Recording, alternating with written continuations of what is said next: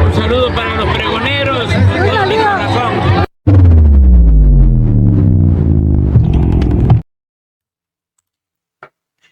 Amigos, bienvenidos a una nueva transmisión más a su canal Pregonero Informa, servidor Irwin Rodríguez, transmitiéndoles desde el día de hoy. Si nos estás viendo por primera vez, muchísimas gracias por tu tiempo y por tu espacio. Solamente pedimos el apoyo con la suscripción para que cada día podamos ser más en esta gran familia pregonera. Amigos, pues vámonos leyendo la información porque los estragos siguen todavía. Pues obviamente está fresco todavía esta decisión de la Suprema Corte de Justicia de la Nación. Hay muchas cosas que han salido pues obviamente a relucir. Y una de ellas también fue la postura que dio la presidenta de la República, nuestra presidenta, la doctora Claudia Sheinbaum Pardo, puesto que ya había un plan D en dado caso de que la Corte se saliera con la suya. Ahorita se los voy a mostrar.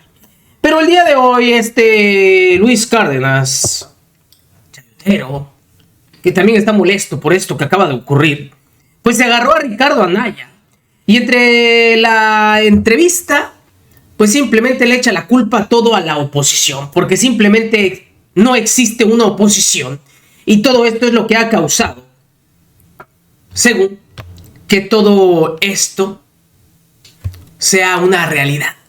Desde el hecho, obviamente, desde que se consiguió la victoria por parte de Morena en las urnas el 2 de junio, y derivado de ello, pues obviamente la aprobación de cada una de las reformas en las que no han podido meter ni las manos. En esta entrevista hay algo particular. Obviamente sabemos que se llevó el día de ayer las votaciones en Estados Unidos y que para mala suerte, pues ganó Donald Trump. Una noticia que obviamente es mala para México, sobre todo por la postura que ha planteado este señor.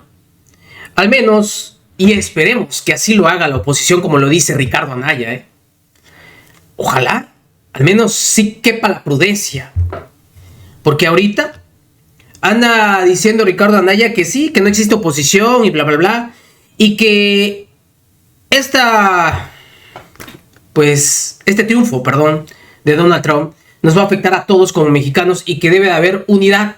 Nada de que va a afectar nada más a Morena, porque afectaría a todo México. Las decisiones que él, pues ahora sí que implemente, porque ha dicho que va a aumentar aranceles al 25%. Entonces dice Ricardo Anaya que hay que ir en el mismo barco.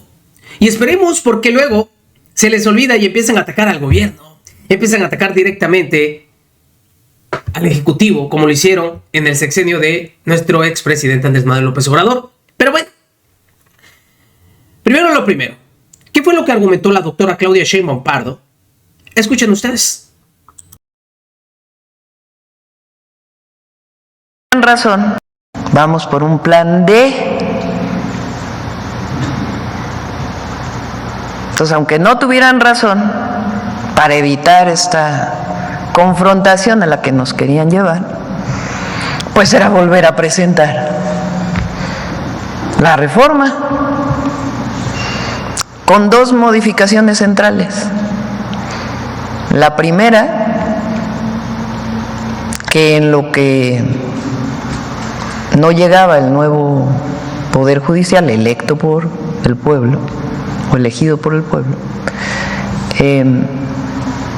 se pudiera elegir al octavo ministro, porque el ministro Aguilar deja la Corte el 30 de noviembre, con el esquema anterior. Y entre otras cosas también decíamos, bueno, pues que ya no tengan haber de retiro los ministros. Eran dos de las principales temas. Pero entonces ellos hubieran dicho eso, nosotros decíamos, bueno, pues es la decisión de la Corte, se vuelve a presentar. Y si hubiera aprobado, y después del 30 de noviembre, pues ya hubiéramos tenido los 4 ministros necesarios. ¿Sí me entienden? Entonces no íbamos a caer en una confrontación, porque eso es lo que ellos querían. Entonces esa era una de las opciones que teníamos planteadas. Por fortuna no fue necesario, porque también era pues un precedente no muy bueno para el país, pero no íbamos a caer, como ellos querían, mantenernos 6 años en el supuesto desacato. Entonces, pienso yo que como gobernante siempre hay que buscar, para eso es la política.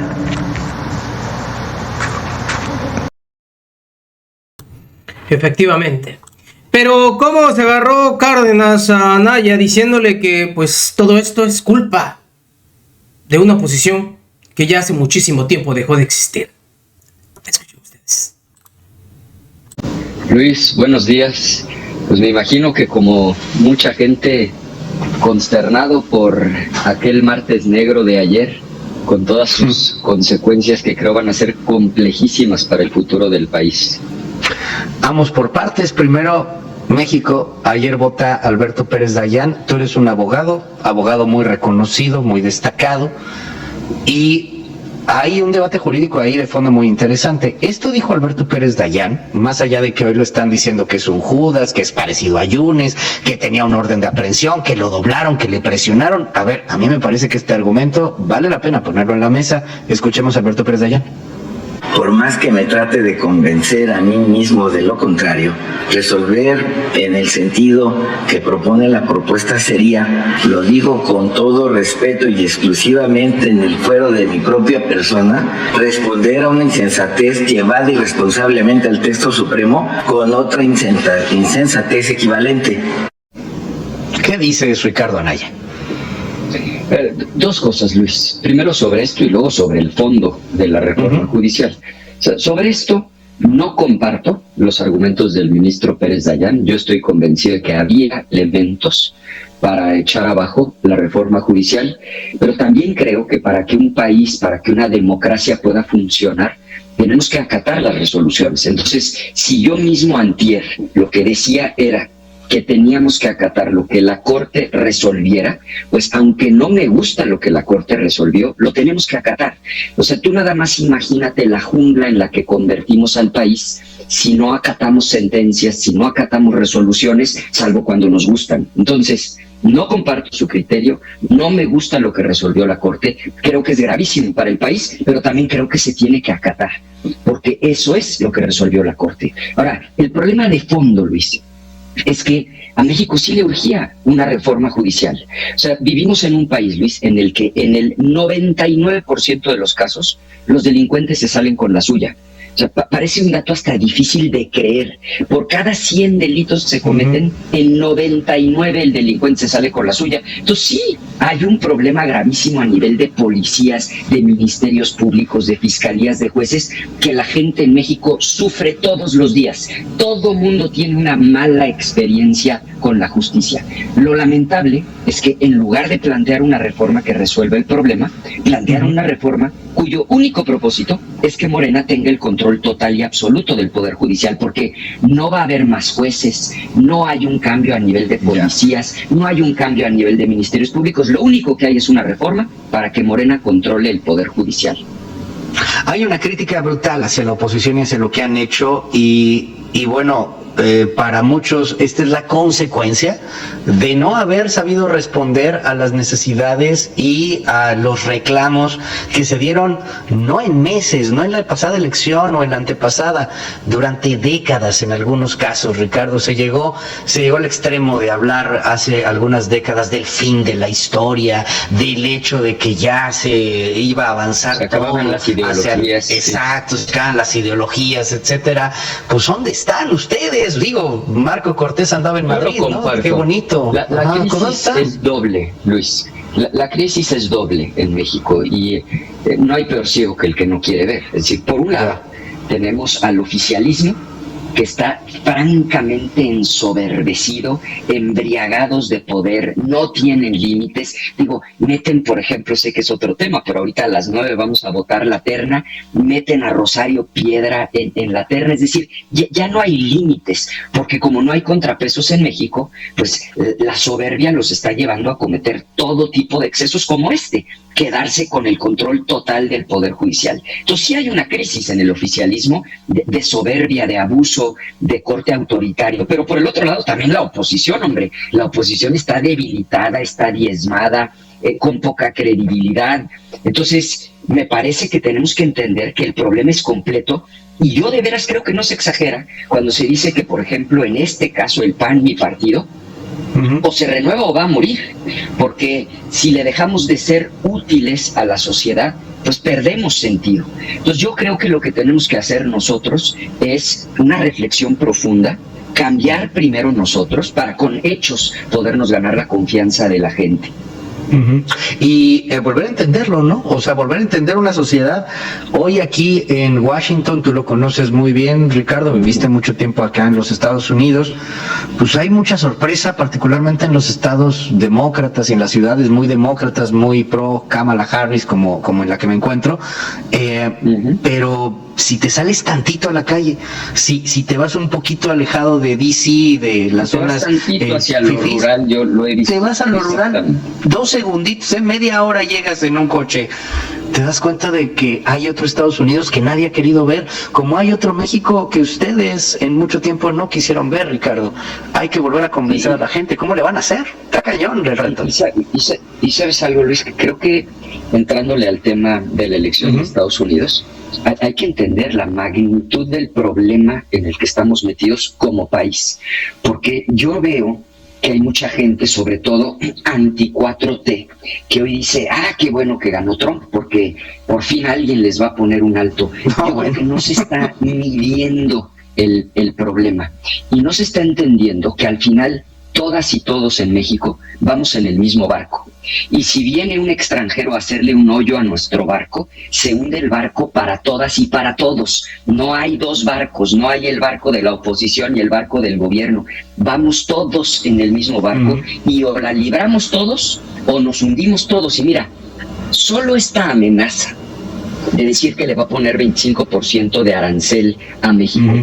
Fíjate, hay que empezar a entender que a este tipo de personajes hay que creerles de vez en cuando lo que ofrecen en campaña, porque después lo cumplen. Claro. Se lo hizo a China y la gente dice, pero pues no pasó nada. Claro, porque China le vende a todo el mundo, Luis.